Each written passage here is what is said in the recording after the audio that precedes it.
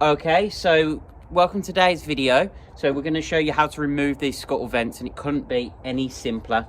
So if you want to replace these side indicators, excuse me, or the vent itself and fit Cooper S ones, you can do.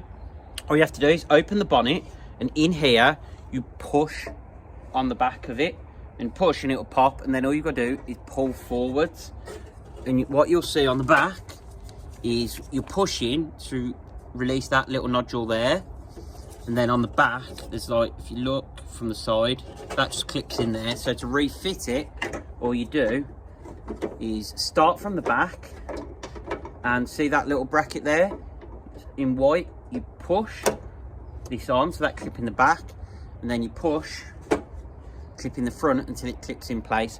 And it's as easy as that. So if you want to upgrade these to Cooper S ones or downgrade to the black ones, if you've got an R53 and you want to get rid of the chrome, you can do. It's that easy. That's took us less than a minute to get that done.